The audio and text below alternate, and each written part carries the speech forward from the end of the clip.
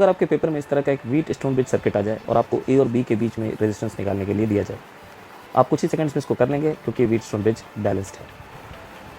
पर सोचिए अगर ये सर्किट कुछ ऐसा हो तो आप देखिए यहाँ व्हीट स्टोन ब्रिज सॉल्व नहीं है, बैलेंस नहीं है और आप इसको बहुत आसानी से सॉल्व नहीं कर सकते। इसको सॉल्व करने के लिए आपको किरचॉफ्स लूप रूल लगाना पड़ेगा और लंबी कैलकुलेशंस करनी पड़ेंगी। Hello everyone, welcome to DT's classes. और आज की क्लास में हम इसी प्रॉब्लम को सॉल्व करने वाले हैं और अनबैलेंस्ड व्हीट स्टोन ब्रिज को कुछ ही मिनट में कैसे बनाएं ये सीखने वाले हैं। शॉर्टकट का नाम है delta two star conversion for solving problems of unbalanced wheat stone bridge. आइए पहले ये समझते हैं कि डेल्टा टू स्टार कन्वर्जन है क्या।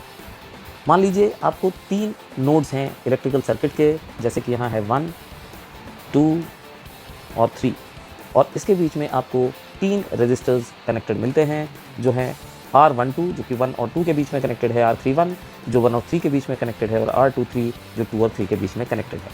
और इस ट्रायंगुलर अरेंजमेंट के कारण आपकी सर्किट सॉल्व नहीं हो रही है, आपको सीरीज पैरेलल नहीं मिल रहा है और आप अटक गए हैं। तो आप इस डेल्टा सर्किट को यानी ट्रायंगुलर सर्किट को हटाकर 1, 2, 3 पॉइंट के बीच में इस तरह का एक स्टार सर्किट बना सकते हैं। मेरी बात बहुत ध्यान से सुनिएगा।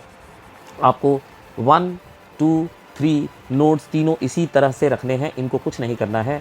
बस ये जो 3 रजिस्टर्स होंगे, 1 नंबर, 2 नंबर और 3 नंबर, आप ये तीनों रजिस्टर्स यहाँ से निकाल देंगे, ये तीनों वायर्स यहाँ से निकाल देंगे और उसके बाद उन्हीं 1, 2, 3 के बीच में आप ये वाले 3 रजिस्टर्स इन्वर्टेड वाई की शेप में डाल देंगे और आप इनका नाम रखेंगे R1, R2 और R3। अब सवाल ये उठता है कि रजिस्टर्स की वैल्यू पहले थी R12, R23 और R31, तो R1, R2, R3 ये जो नई वैल्यूज़ है हमें कहाँ से मिलेंगी। तो देखिए, अगर आपको R1 की वैल्यू निकालनी है तो याद रखिए जिस पॉइंट से आपने रजिस्टर कनेक्ट किया है, यानी जिस नोड से आपने रजिस्टर कनेक्ट किया है, यानी 1 नोड से जाने वाले दोनों रजिस्टर्स का आपको प्रोडक्ट लेना है और प्रोडक्ट को डिवाइड करना है तीनों रजिस्टर्स के सम से। याद रखिए शॉर्टकट, आपको क्या करना है, 1 पॉइंट से जो 2 वायर्स गई हुई हैं ओरिजिनल सर्किट के अंदर, यानी ये वाली और ये वाली, इन दोनों रजिस्टर्स का आपको प्रोडक्ट करना है और डिवाइड करना है तीनों रजिस्टर्स के सम से। यानी R1 की वैल्यू होगी R12 R31 divided by sum of R12 R23 and R31। इसी तरह से अगर हम R2 की वैल्यू लिखते हैं तो हम लिख सकते हैं, देखिए 2 से जो 2 रजिस्टर्स गए हैं वो हैं R12 और R23, ये दोनों 2 से गए हुए हैं, 2 से कनेक्टेड हैं।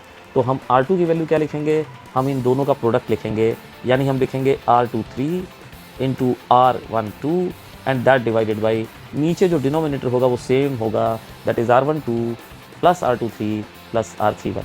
और इसी तरह से अगर हमें R3 लिखना हो तो भी हम क्या लिख सकते हैं, जो 3 वाले पॉइंट से 2 रजिस्टर्स गए हुए हैं, यानी R23 और R31, उन दोनों का प्रोडक्ट डिवाइडेड बाई तीनों का सम, यानी R3 की वैल्यू हो जाएगी R23 multiplied by R31 divided by denominator will be same in all the 3 cases. अब ये कन्वर्जन करने के बाद हमारा सर्किट कैसे सॉल्व होगा, आइए देखते हैं। अब देखिए, हमने जैसा पढ़ा था, सबसे पहले हमने 3 नोड्स मार्क किए 1, 2, 3 जिनके बीच में ट्रायंगल या डेल्टा बन रहा है। अब 1, 2 और 3 से निकलती हुई हमने 3 वायर्स बनाई हैं जो इन्वर्टेड वाई शेप में हैं। अब जो पिछला सर्किट है उसको हम भूल जाएंगे और इस नए सर्किट से उसको रिप्लेस करेंगे, लेकिन रिप्लेस करने से पहले आइए इन तीनों वायर्स में जो रजिस्टर्स लगे हैं हम इनकी वैल्यू निकालें। सबसे पहले बात करते हैं इस वाले रजिस्टर की। अगर 1 से देखें तो यहाँ 2 रजिस्टर्स गए हुए हैं, एक 2 ओम का गया हुआ है और एक 1 ओम का गया हुआ है। तो इन दोनों का प्रोडक्ट कितना बनता है, प्रोडक्ट बनता है 2। और इस डेल्टा अरेंजमेंट के तीनों रजिस्टर्स का सम कितना बनता है, वो बनता है 5। तो 1 से कनेक्टेड इस रजिस्टर की वैल्यू होगी 2 डिवाइडेड बाई 5। ठीक इसी तरह 2 वाले नोड से जो 2 रजिस्टर्स गए हुए हैं वो हैं 2 ओम के और 2 ओम के, जिनका प्रोडक्ट बनता है 4। और डेल्टा सर्किट के तीनों रजिस्टर्स का सम पहले भी 5 बन रहा था, तो हम उसको लिख सकते हैं 4/5। इसी तरह आप 3 से देखें तो 3 से जो 2 रजिस्टर्स गए हैं वो थे 1 और 2, जिनका प्रोडक्ट बनता है 2, और डेल्टा सर्किट के तीनों रजिस्टर्स का सम बनता है 5। तो इस रजिस्टर की वैल्यू होगी 2/5 ओम। तो इस तरह से देखिए हमने अपने डेल्टा सर्किट का रिप्लेसमेंट ढूंढ लिया है।